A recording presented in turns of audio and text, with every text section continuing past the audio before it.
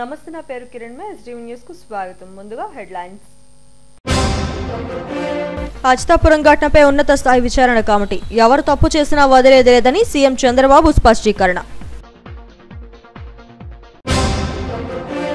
10,000 లంచం తీసుకుంటూ ఏసీబీకి చిక్కిన మల్కాపురం ఎస్ఐ దేవుడమ్మ అరెస్టు చేసి కోర్టుకు హాజరుపరుస్తామన్న అధికారులు. తిరుమల శ్రీవారిని దర్శించుకున్న మెగాస్టార్ చిరంజీవి. చిరు పుట్టినరోజు సందర్భంగా స్వామివారి సేవలో కుటుంబ సభ్యులు.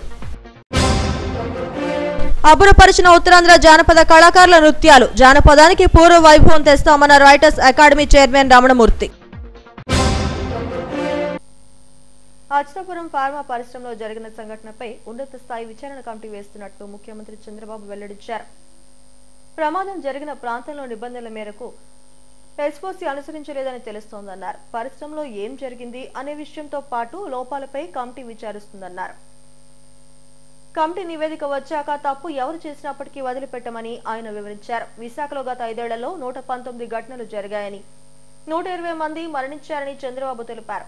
పరిశ్రమలో పూర్తి స్థాయి భద్రతా ప్రమాణాలు చేపట్టలేదని అసహనం వ్యక్తం చేశారు. అచ్యుతాపురం సెల్స్ లో ఫార్మా పరిశ్రమను పరిశీలించిన అనంతరం అధికారులు, ప్రజాప్రతినిధులతో సీఎం చంద్రబాబు సమీక్షించారు. పరిశ్రమలో కలియ తిరిగి ఘటన జరిగిన తీరును అడిగి తెలుసుకున్నారు. అనంతరం మీడియాతో మాట్లాడారు. రెడ్ కేటగిరీలో ఉన్న పరిశ్రమలు జాగ్రత్తలు తీసుకోవాలన్నారు. ఆయా పరిశ్రమలు వెంటనే అంతర్గత విచారణ చేపట్టాలన్నారు. భద్రతా ప్రమాణాలను పాటించకపోతే ఇబ్బందులు వస్తాయని తెలిపారు. సేఫ్టీ కూడా అంతే ప్రాధాన్యత ఇవ్వాలి.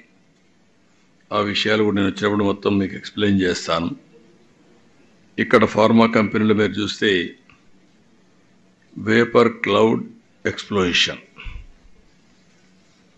దీంతో మొత్తం అక్కడుండే ముందుగానే ఇది ఇన్ఫ్లేమబుల్, అది సరిగా మేనేజ్ చేయకుండా కానీ కారణాలు ఏమైనా కావచ్చు, జస్టిఫికేషన్ ఉండొచ్చు, జస్టిఫికేషన్ లేకపోవచ్చు, కానీ ప్రాపర్ ఎస్ఓపి ఫాలో కాలేదనేది క్లారిటీ. ఎవరైనా సరే ప్రాపర్ ఎస్ఓపి ఫాలో అయితే ఈ ప్రాబ్లం వచ్చేది కాదు. దీని మీద మనం ఒకసారి చూస్తే పాలిమర్స్ అయినప్పుడు ఒక I4 కమిటీ కూడా వేశారు. ఆ I4 కమిటీ వేశారు, నామమాత్రంగా ఆర్డర్స్ ఇష్యూ చేశారు, ఎగ్జిక్యూషన్ 0. దీనివల్ల టోటల్గా ఈరోజు ఈ పరిస్థితి వచ్చే దానిపైన మీరు చూస్తే జీవో 156 ఒకటి రిలీజ్ చేశారు. కాకినాడలో ఒక సంఘటన జరిగితే అప్పుడు కూడా జీవో 79 రిలీజ్ చేశారు. కానీ రెగ్యులేటరీ అథారిటీస్ మాత్రం నామమాత్రంగా చర్యలు తీసుకున్నారు తప్ప ఎక్కడ యాక్షన్స్ తీసుకునే పరిస్థితులు లేరు. దానివల్ల రిపీటెడ్గా జరుగుతున్నాయి.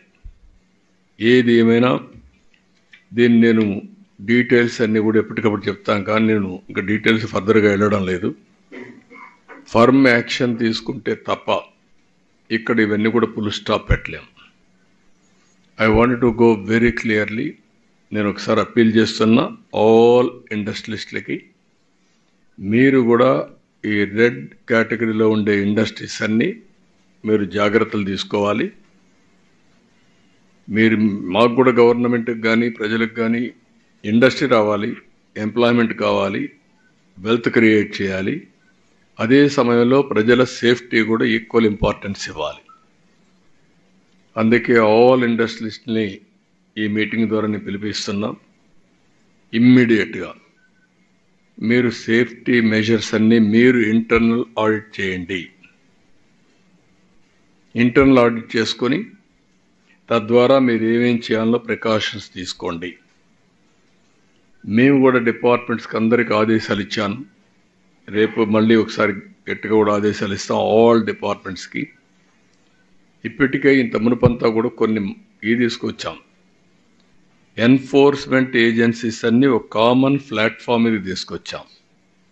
ఎవరి పాటికి వాళ్ళు పోయి ఇండస్ట్రీస్ అంతా కూడా ఎవ్రీడే పోయి గొడవ చేయడం కంటే either pollution control board or labor or boilers, factories, legal metrology, వీళ్ళు 5 కూడా కంబైన్డ్గా వెళ్ళి ఇంకా కొన్ని ఏజెన్సీస్ ఉన్నాయి. రెడ్ కేటగిరీ ఇండస్ట్రీస్కి వీటికి వీళ్ళందరూ కూడా కంబైన్డ్గా వెళ్ళాలి, టీమ్గా వెళ్ళాలి. అది కూడా సిస్టమ్ డ్రివన్ సెలెక్షన్ వీళ్ళు చేయడానికి వీలు లేదు. ఆ రోజు మేము పెట్టింది అవి కూడా అనలైజ్ చేయమన్నాను ఇండస్ట్రీస్ మినిస్టర్ సెక్రటరీని. ఒక సిస్టంలోనే వస్తుంది, ఎవరు అడిగే పని లేదు, వాళ్ళు పోయి చెక్ చేస్తారు. చెక్ చేసిన తర్వాత రిపోర్ట్ ఇస్తారు 24 అవర్స్లో. అవి కంపైల్ చేసి మళ్ళా సిస్టంలో పెట్టాలి. అది పెట్టిన తర్వాత ర్యాండమ్ కింద మళ్ళీ అవసరమైతే ఒక ఆడిట్ చేస్తాం వేరే పార్టీని పంపించి, వీళ్ళు కాకుండా. అలాంటి చేసి ఇండస్ట్రియలిస్ట్కి ఎవరికి ఇబ్బంది ఉండకూడదు. అదే సమయంలో వీళ్ళు ఎక్కువ డబ్బులు సంపాదించాలి అనే ఉద్దేశంతో అసలు సేఫ్టీ మెషర్స్ ఫాలో కాకపోతే మాత్రం చాలా ప్రమాదం వస్తుంది. అందుకే ఈ సంఘటన ఒక ఆధారంగా తీసుకొని ఒక ఎంక్వైరీ కమిటీని ఇస్తున్నాను, high level committee. They will go through total scrutiny. 10,000 లంచం తీసుకుంటూ మల్కాపురం ఎస్ఐ కె దేవుడమ్మ ఏసీబీ అధికారులకు రెడ్ హ్యాండెడ్ గా పట్టుబడ్డారు. మోసం కేసులో అరెస్టు చేయకుండా ఉండేందుకు నిందితుడి నుంచి 30,000 ఎస్ఐ దేవుడమ్మ డిమాండ్ చేశారు. అందులో 10,000 అడ్వాన్స్ గా ఇవ్వాలని ఆదేశించారు. లంచం ఇవ్వడం ఇష్టం లేని బాధితులు ఏసీబీ అధికారులను ఆశ్రయించారు. బుధవారం రాత్రి సమయంలో విశాఖ ఏసీబీ అధికారులు ఆమెపై వలపన్ని 10,000 లంచం తీసుకుంటుండగా రెడ్ హ్యాండెడ్ గా పట్టుకున్నారు. ఆమె గత చరిత్రను కూడా ఏసీబీ అధికారులు ఆరా తీస్తున్నారు. 2 ఏళ్లుగా స్టీల్ ప్లాంట్లోని ఒక క్వార్టర్స్ లో ఉంటూ ఖాళీ చేయడం లేదన్న ఆరోపణలు ఉన్నాయి. ఈ నేపథ్యంలో ఎస్ఐ దేవుడమ్మను ఏసీబీ అధికారులు విచారిస్తున్నారు. ఆమెను అరెస్టు చేసి కోర్టులో హాజరుపరుస్తామని ఏసీబీ అధికారులు వెల్లడించారు. ఏసీబీ శ్రీ అతుల్ సింగ్ గారి ఆదేశాల మేరకు మాకు వచ్చిన కంప్లైంట్ మీద ఈరోజు మల్కాపురం పోలీస్ స్టేషన్ రావడం జరిగిందండి. మాకు వచ్చిన కంప్లైంట్ ఎవరైతే ఉన్నారో వాళ్ళు ఇక్కడ మల్కాపురం స్టేషన్లో ఒక క్రైమ్ నెంబర్ 176/21 అని ఒక క్రైమ్ రిజిస్టర్ అయింది. అది చీటింగ్ కేసు. దాంట్లో ముద్దాయిగా పేర్కొనబడ్డారు. So 420 IPC read with 34 IPC కింద కేసు రిజిస్టర్ చేయబడింది. ఇక్కడ ఈ మల్కాపురం కేసులో 10th ఆగస్టు రిజిస్టర్ అయింది. సో దాంట్లో ఒక నోటీస్ ఇచ్చారు, 35 బిఎన్ఎస్ఎస్ కింద ఒక నోటీస్ ఇచ్చారు. సో అరెస్ట్ చేయకుండా ఉండడం కోసం నోటీస్ ఇచ్చారు, కానీ అరెస్ట్ చేయకుండా ఉండడం కోసం అని చెప్పి 30,000 డిమాండ్ చేశారు ఉమెన్ ఎస్ఐ దేవుడమ్మ గారు. సో కంప్లైంట్స్ మమ్మల్ని ఏసీబీ విశాఖపట్నం అప్రోచ్ అయ్యారు. ఈవిడ ముందు ఉమెన్ ఎస్ఐ గారు 10,000 ముందుగా ఇవ్వమని చెప్పి, ఆ తర్వాత ఛార్జ్ షీట్ వేసేటప్పుడు మిగతా 20,000 ఇవ్వమని చెప్పి డిమాండ్ చేశారు. ఈరోజు సాయంత్రం 7:30 గంటలకు కంప్లైంట్ 10,000 తీసుకొచ్చి తనకు ఇస్తున్నప్పుడు రెడ్ హ్యాండ్ పట్టుకోవడం జరిగింది. సో ఇప్పుడు పోస్ట్ ఆఫ్ ప్రొసీడింగ్స్ కొనసాగుతుంది. ప్రస్తుతం దేవుడమ్మ గారు ఎక్కడ ఉన్నారు? ఇక్కడ ఉన్నారు. ఎంక్వైరీ అవుతుంది. కంప్లైంట్ పెట్టారు. ఎప్పుడు ఇచ్చారు మేడం ఫిర్యాదు? ఏసీబీ ఈ రోజు పట్టుకున్నారు. అమౌంట్ కూడా రికవర్ చేయడం జరిగింది వాళ్ళ దగ్గర నుంచి. కెమికల్ టెస్ట్ అవన్నీ కూడా వచ్చాయి. అఫీషియల్ ఫేవర్ ఫైల్ ఏదైతే ఉందో, అంటే ఈ కేసు సంబంధించిన ఫైల్ కూడా దాంట్లో ఐఓ తనే ఉన్నారు. విచారణ కొనసాగుతాయండి.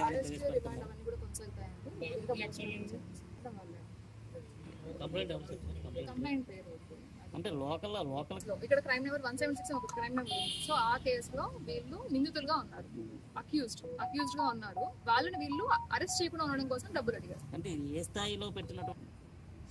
అదొక section red with 34 section. Tirumala శ్రీవారిని మెగాస్టార్ చిరంజీవి దంపతులు దర్శించుకున్నారు. చిరు 69వ పుట్టినరోజు సందర్భంగా ఆయన కుటుంబ సభ్యులతో కలిసి శ్రీవారి సేవలో పాల్గొన్నారు. బుధవారం రాత్రే చిరంజీవి తిరుమలకు చేరుకున్నారు. రాత్రికి అక్కడే బస చేసి గురువారం ఉదయం శ్రీవారిని దర్శించుకున్నారు. చిరంజీవి వస్తున్నారని సమాచారం తెలుసుకున్న అభిమానులు ఆయన బస చేసిన అతిథి గృహానికి చేరుకున్నారు. దీంతో వారిని అదుపు చేయడం పోలీసులకు కష్టతరంగా మారింది.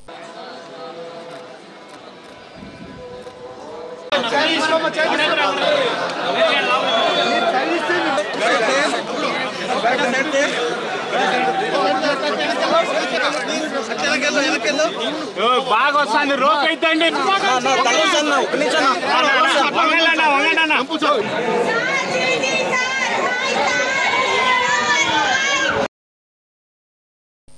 ప్రపంచ జానపద దినోత్సవం సందర్భంగా నిర్వహించిన జానపద జాతరకు విశేష స్పందన వచ్చింది. ఈ జాతరలో మరుగున పడిపోయిన 50 జానపద కళారూపాల ప్రదర్శన ఆకట్టుకుంది. విశాఖలోని గురజాడ కళాక్షేత్రం వేదికగా ఈ జాతరను నిర్వహించారు. జానపదానికి ఎంతో చారిత్రక నేపథ్యం ఉంది. తెలుగువారికి అపూర్వమైన జానపద కళావారి సత్వం ఉంది. జానపద కళా సాహిత్యం ద్వారా జాతి సంస్కృతి తెలుస్తోంది. అందులోనూ ఉత్తరాంధ్ర జానపద కళలకు పెట్టింది పేరు.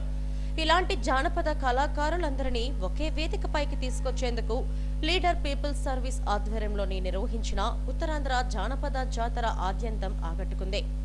ఉత్తరాంధ్ర నుంచే కాకుండా రాష్ట్రంలోని వివిధ ప్రాంతాల నుంచి 50 జానపద కళారూపాలను జాతరలో ప్రదర్శించారు. గురజాడ కళాక్షేత్రం వేదికగా నిర్వహించిన జానపద కళారూపాల ప్రదర్శన ఆద్యంతం ఆకట్టుకుంది.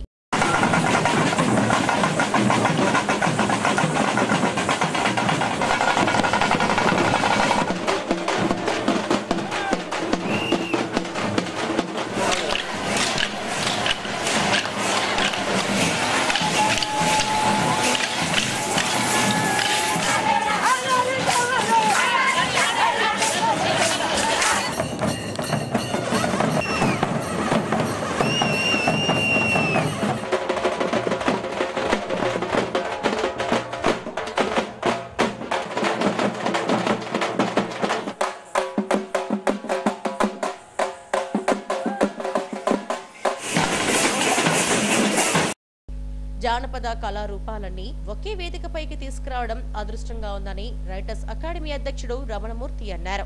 సుమారు 50 కళారూపాలను ఈ జాతరలో ప్రదర్శనలో ఇస్తున్నాయన్నారు. జానపదానికి మంచి గుర్తింపు తేవాలని, పూర్వ వైభవం తీసుకురావడానికి తన వంతు ప్రయత్నం చేస్తున్నట్టు చెప్పారు. జానపద జాతరని విశాఖపట్నం నిర్వహించడం జరుగుతుంది. దీంట్లో శ్రీకాకుళం, విజయనగరం, విశాఖపట్నం జిల్లాల్లోని అన్ని జానపద కళలు కూడా ఒక వేదిక మీదకి తీసుకురావాలన్న తలంపుతోనే ఈ కార్యక్రమాన్ని చేస్తున్నాం. దీనికి కందుల దుర్గేష్ గారు, మన సాంస్కృతిక శాఖ మంత్రి గారు, అలాగే ప్రముఖ సినీ నటులు బ్రహ్మానందం గారు, హోంమంత్రి అనిత గారు వచ్చి మనం బ్లెస్ చేయడానికి సిద్ధంగా ఉన్నారు. ఈరోజు దాదాపు 50 కళలు ఇక్కడ ప్రదర్శించడం జరుగుతుంది. ఆర్ట్ ఫామ్స్ అని, అలాగే తెలంగాణ నుంచి 2 ఆర్ట్ ఫామ్స్ వచ్చినాయి. అలాగే నార్త్ ఆంధ్ర కాకుండా మిగతా ఆంధ్ర నుంచి ప్రాంతాల నుంచి, అనంతపురం నుంచి కానీ, ఈస్ట్ గోదావరి, వెస్ట్ గోదావరి ప్రాంతాల నుంచి 5 ఆర్ట్ ఫామ్స్ వచ్చినాయి. వీళ్ళందరితో సంబరాలు చేసుకుంటున్నాం. ఈ సంబరాలను ప్రజలు మంచి ఆదరణ ఇస్తున్నారు. ఎంతో మంది వేళ ఉవ్వెత్తున వస్తున్నారంటే జానపద కళలకి మళ్ళీ పూర్వ వైభవం వస్తుందనే ఆశ కలుగుతుంది. జానపద జాతరతో విశాఖ పులకించిపోయింది. ముఖ్యంగా తప్పెటగుళ్ళు, గరగ నృత్యాలు గగురుపాటుకు గురిచేశాయి. గంజాయి అక్రమ రవాణాకు ఎన్ని కట్టడి చర్యలు చేపడుతున్నా కేటుగాళ్లు రూటు మార్చి రవాణా చేస్తూనే ఉన్నారు. పుష్ప సినిమా క్రియేటివిటీని చూపిస్తూ రాష్ట్ర సరిహద్దులను దాటించేస్తున్నారు. కడప జిల్లా పొద్దుటూరులో భారీ మొత్తంలో గంజాయిని పోలీసులు పట్టుకున్నారు. పూతరేకులు పార్సిల్స్ లో అక్రమంగా తరలిస్తున్న గంజాయిని పోలీసులు స్వాధీనం చేసుకున్నారు. కొవ్వూరు గ్యారేజ్ లో ఖాళీ స్థలంలో కొందరు వ్యక్తులు గంజాయిని గత కొద్ది రోజులుగా తరలిస్తున్నారన్న సమాచారంతో పోలీసులు నిఘా పెట్టారు. వైజాగ్ కు చెందిన కిరణ్ కుమార్ అనే వ్యక్తిని అదుపులోకి తీసుకుని విచారిస్తున్నారు. వీరంతా విశాఖ నుంచి పూతరేకుల కొరియర్ ద్వారా గంజాయిని వేరే ప్రాంతాలకు తరలిస్తున్నారు. కడప జిల్లా ఎర్రగుంట్లకు చెందిన వ్యక్తులతో కలిసి గంజాయిని విక్రయిస్తున్నారని డీఎస్పీ భక్తవత్సలం తెలిపారు. ముఠాలోని వ్యక్తులను అరెస్టు చేసినట్లు వెల్లడించారు.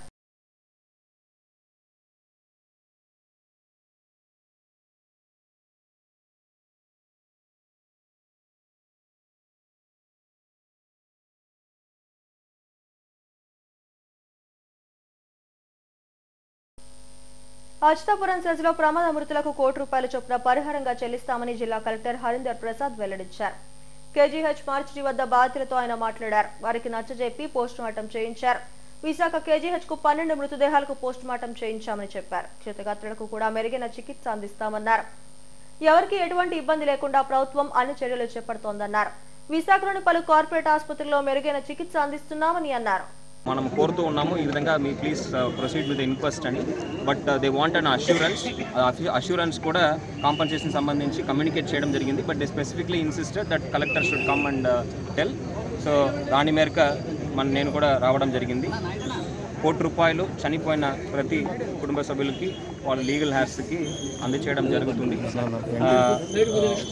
I know it is a very unfortunate incident సంబంధించి పూర్తి వివరాలు కూడా మనము ఫైండ్ అవుట్ చేయడం జరుగుతుంది. ఒక టీమ్ ఆఫ్ ఎక్స్పర్ట్స్ దాన్ని సైట్ని ఇన్స్పెక్ట్ చేసి ఎందువల్ల ఈ ప్రమాదం జరిగింది, ఇటువంటి ప్రమాదం ఫ్యూచర్లో జరగకుండా దీని మీద మనము ఆల్రెడీ టీమ్స్ అనకాపల్లి డిస్ట్రిక్ట్ ద్వారా ఏర్పాటు చేయడం జరిగింది. ఇంతే కాకుండా కొంతమంది బాధితులు కూడా మన దగ్గర ఉన్నారు. Patients are presently in medical hospital. అక్కడ వాళ్ళకి తగ్గ ట్రీట్మెంట్స్ మనం ఇవ్వడం జరుగుతుంది. ప్రస్తుతానికి అందరూ కూడా స్టేబుల్గానే ఉన్నారు, ఎటువంటి ఇబ్బంది లేదు. వాళ్ళకి పర్సంటేజ్ ఆఫ్ బర్న్స్ చూస్తే అరౌండ్ 30 to 40% దాకా వాళ్ళకి బర్న్స్ ఉన్నట్టు డాక్టర్స్ తెలిపారు. ఇది కాకుండా ఇంకా కొంతమంది అఫెక్టెడ్ వర్కర్స్ కూడా వివిధ హాస్పిటల్స్లో వాళ్ళు ఉన్నారు. కిమ్స్లో కొంతమంది అనకాపల్లి జిల్లాలోనే ఉన్న హాస్పిటల్స్లో వాళ్ళు అడ్మిట్ చేయడం జరిగింది. వెంటనే అక్కడ మన టీమ్స్ స్పందించి రెవెన్యూ వివిధ సిబ్బందులంతా కూడా స్పందించి వాళ్ళని హాస్పిటల్స్ తరలించడం జరిగింది. సో దానివల్ల చాలా వరకు ప్రాణాలు మనం కాపాడగలిగాము. Unfortunately we lost lot of lives, but ఫ్యూచర్లో జరగకుండా మనం స్టీల్ ప్లాంట్ ను పూర్తి స్థాయిలో నడపాలని కోరుతూ ఉక్కు కార్మిక సంఘాలు డిమాండ్ చేశాయి. ఉక్కు అడ్మిన్ కార్యాలయం ముట్టడికి విఫలయత్నం చేశారు. రోజురోజుకు స్టీల్ ప్లాంట్ పరిస్థితి దిగజారిపోతోందని నేతలు అన్నారు. కార్మికులు సగం జీతాలు మాత్రమే వేస్తున్నారని మండిపడ్డారు. తక్షణమే సీఎండీ తన పదవికి రాజీనామా చేయాలని డిమాండ్ చేశారు. ఆయన అసమర్థత వల్లే స్టీల్ ప్లాంట్ ఈ స్థితికి చేరుకుందని ఆందోళన వ్యక్తం చేశారు. ఈ కార్యక్రమంలో పోరాట కమిటీ నాయకులు ఆదినారాయణ, మంత్రి రాజశేఖర్, నీరుకొండ రామచంద్రరావు, అయోధ్యరాం, బొడ్డు పైడిరాజు తదితరులు పాల్గొన్నారు. ఒక విపరీతమైన ద్వారంలో ఇటు యాజమాన్యం ప్రయత్నాలు చేస్తుందని చెప్పేటువంటిది అనేక రకాల పుకార్లు శిఖాలు చేస్తున్నాయి. వీటి మీద యాజమాన్యం స్పష్టమైన వైఖరి తెలియజేయాలా. ప్రభుత్వం కూడా, కేంద్ర ప్రభుత్వం కూడా ఇటువంటి దుందుడు చర్యలు కానీ, కార్మిక వర్గాన్ని కానీ, సామాన్య ప్రజానికానికి నిర్వాసాలు కానీ ఇబ్బంది పాలు చేయాలంటే పరిస్థితులు తీవ్రంగా ఉంటాయి. ఈ పరిణామాలు ఎంతవరకు ఆగేది లేదు. ఈ రోజు అందుకని వర్షం పడుతున్నా సరే వేల సంఖ్యలో విశాఖపట్నం స్టీల్ ప్లాంట్ కార్మికులందరూ కూడా పెద్ద సంఖ్యలో వచ్చి వీళ్ళు మహాధర్నా చేయడం కాకుండా అడ్మినిస్ట్రేటివ్ బిల్డింగ్ లో సీఎండీ కార్యాలయం ముట్టడి చేయడానికి అందరూ కూడా సిద్ధమయ్యారు. దీనికి అందువల్ల యాజమాన్యం ఎవరైతే బోర్డు వాళ్ళు కూడా వచ్చినట్టు తెలుస్తుంది. యాజమాన్యం వెంటనే స్పష్టమైన వైఖరి చేసి విశాఖపట్నం స్టీల్ ప్లాంట్ ప్రభుత్వం కొనసాగిస్తామని, లేదా కేంద్ర ప్రభుత్వం ఆలోచన చేసి విశాఖపట్నం స్టీల్ ప్లాంట్ ని సేల్లో కలుపుతామని, ఈ కంపెనీ నడవడానికి సరైన రా మెటీరియల్ ఇచ్చి వర్కింగ్ క్యాపిటల్ లేని కారణంగా 10,000 కోట్ల రూపాయలు తక్కువ లేకుండా వర్కింగ్ క్యాపిటల్ ఇస్తామని చెప్పేటువంటిది ప్రకటన చేసేంత వరకు కూడా ఈ ఉద్యమం అనేది ఆగదని మీ ద్వారా తెలియజేస్తాం. ప్రభుత్వం దగ్గర ఉన్నటువంటి ఈ దేశంలో ఉన్నటువంటి ఆయన ఇవ్వమని చెప్పేసి, రైల్వే లేఖలు సరఫరా చేయాలని చెప్పేసి, దేశంలో కోల్ మైన్స్ ఇవ్వాలని చెప్పేసి డిమాండ్ చేస్తూ విశాఖపట్నం స్టీల్ ప్లాంట్ పూర్తి స్థాయిలో ఉత్పత్తి చేయాలని, దానికోసం ప్రభుత్వం లెటర్ ఆఫ్ కంపౌండ్ ఇవ్వాలని చెప్పేసి 3,100 కోట్లు ప్రిఫరెన్షియల్ జరిగి ఇవ్వాలని చెప్పేసి, ఈ కేంద్ర రాష్ట్ర ప్రభుత్వాలకి ఇప్పటి విశాఖపట్నం స్టీల్ ప్లాంట్ 54,340 కోట్ల రూపాయల పన్నులు చెల్లించింది. ఒక 3 ఏళ్ల పాటు ట్యాక్స్ హాలిడే ఇవ్వాలని చెప్పేసి డిమాండ్ చేస్తూ ఈ ఉద్యమం నడుస్తూ ఉంది. భవిష్యత్తులో ప్రజా అవసరాలని, ప్రజా ఉద్యమాన్ని దృష్టిలో పెట్టుకుని చేయకపోతే విశాఖపట్నం స్టీల్ ప్లాంట్ ఉత్పత్తి తగ్గించుకుంటే ఈ రాష్ట్రంలో టన్ను ధర బ్లాక్ లో 10,000 రూపాయలు అదనంగా అమ్ముకుంటూ ఉన్నారు. BIFRకి వెళ్ళినప్పుడు ఆ రోజు ఎన్డీఏ ప్రభుత్వంలో ఉన్నటువంటి వాజ్పేయి గారిని ఆ రోజు చంద్రబాబు నాయుడు గారు, జగన్మోహన్ గారు ఒప్పించి 1,333 కోట్లు ఈక్విటీగా మార్పించడంలో ఆ రోజు టర్నర్ అరౌండ్ అవ్వడం అనేది జరిగింది. ఆ టీంలో మేము కూడా ఉండడం అనేది జరిగింది. ఈరోజు ఉన్నటువంటి ఏదైతే ప్రభుత్వం ఉందో ఆ ప్రభుత్వం మీద స్థానికంగా ఉన్నటువంటి ఉత్తరాంధ్ర ప్రజాప్రతినిధులు అందరూ కూడా ఐక్యంగా రాజకీయాలకు అతీతంగా కేంద్ర ప్రభుత్వం మీద ఒత్తిడి తీసుకురావాల్సిన బాధ్యత ఉంది. తద్వారా ఉక్కు కార్మికులకు, అధికారులకు, కాంట్రాక్ట్ కార్మికులకు భరోసా ఇవ్వాలి. ఇప్పటికే కాంట్రాక్ట్ కార్మికులకి 33% తగ్గిస్తామని చెప్పేసి యాజమాన్యం కుట్ల ప్రయత్నం. టీటీడీ పాలక వర్గాన్ని త్వరలోనే ముఖ్యమంత్రి చంద్రబాబు ప్రకటిస్తారని దేవాదాయ శాఖ మంత్రి ఆనం రామనారాయణ రెడ్డి వెల్లడించారు. దేవాలయాల్లో జరిగిన అక్రమాలపై విచారణ జరుగుతోందని, నివేదిక రాగానే సీఎంతో మాట్లాడి చర్యలు తీసుకుంటామని అన్నారు. తప్పు చేసిన వారు ఎంతటి వారైనా వదిలేది లేదని స్పష్టం చేశారు. తిరుమల శ్రీవారిని దర్శించుకున్న అనంతరం ఆలయం వెలుపల మీడియాతో మాట్లాడారు. దేవాదాయ శాఖ మంత్రిగా బాధ్యతలు చేపట్టిన తర్వాత తొలిసారిగా శ్రీవారిని దర్శించుకున్నట్లు వెల్లడించారు. త్వరలోనే నివేదికలు ప్రభుత్వానికి వస్తాయి. వచ్చిన తర్వాత ముఖ్యమంత్రి గారితో సంప్రదించి దీని మీద అన్ని నిర్ణయాలు తీసుకొని, దీనిలో ఏమాత్రం పొరపాట్లు చేసినా, ఎవరు దోషులైనా, ఎంతటి పెద్దవాళ్ళైనా ఎవరిని వదిలిపెట్టడం అనేది ఈ ప్రభుత్వం చేయదని మాత్రం మీకు మనం చేస్తాం. టీటీడీ బోర్డు సభ్యుల్ని ఎంపిక చేయడం, బోర్డుని నామినేట్ చేయడం అనేటువంటిది రాష్ట్ర ముఖ్యమంత్రి గారి పరిధిలో ఉంటుంది. ముఖ్యమంత్రి గారు అతి త్వరలోనే ఈ యొక్క బోర్డుని కాన్స్టిట్యూట్ చేస్తారని చెప్పి నేను కూడా విశ్వసిస్తాను. ప్రమాణ స్వీకారం చేసిన తర్వాత దేవదేవుడైనటువంటి తిరుమల శ్రీ వెంకటేశ్వర స్వామి యొక్క ఆశీస్సులు తీసుకోవాలని మేమందరం ఇక్కడికి రావడం జరిగింది. స్వామివారి ఆశీస్సులు రాష్ట్ర ప్రభుత్వానికి, రాష్ట్ర ముఖ్యమంత్రి గారైన శ్రీ చంద్రబాబు నాయుడు గారికి, ఉప ముఖ్యమంత్రి గారైనటువంటి పవన్ కళ్యాణ్ గారికి, మంత్రివర్గ సహచరులకు మంచి సుపరిపాలన అందించడం ద్వారా ఈ రాష్ట్ర ప్రజానీకానికి మేలు కలగాలి, ప్రజలందరినీ ఆశీర్వదించమని, సుఖ సంతోషాలతో సౌభాగ్యాలతో ఈ రాష్ట్రం తొలతూగే విధంగా మా పరిపాలన ముందుకు సాగించమని భగవంతుని శ్రీ వెంకటేశ్వర స్వామిని కోరుకోవడం జరిగింది. తిరుమల శ్రీవాణి పలువురు ప్రముఖులు దర్శించుకున్నారు. సినీ హీరో బాలకృష్ణ సతీమణి వసుంధర, ప్రముఖ నటి దివీలు వేర్వేరుగా శ్రీవారి సేవలో పాల్గొన్నారు. ఆలయ అధికారులు స్వాగతం పలికి దర్శన ఏర్పాట్లను చేశారు.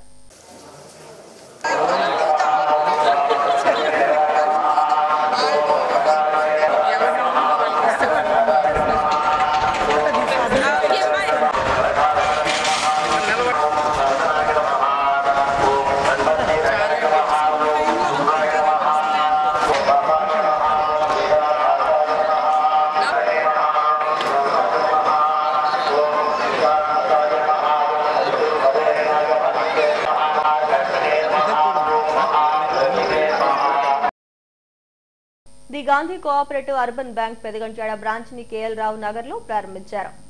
ఖాతాదారులకు మెరుగైన సేవలు అందించడమే తమ లక్ష్యం అని chairman Vemuri Venkatrao, branch manager మురళిలు తెలిపారు. బ్యాంక్ సీఈఓ తదితరులు ఈ కార్యక్రమంలో పాల్గొన్నారు.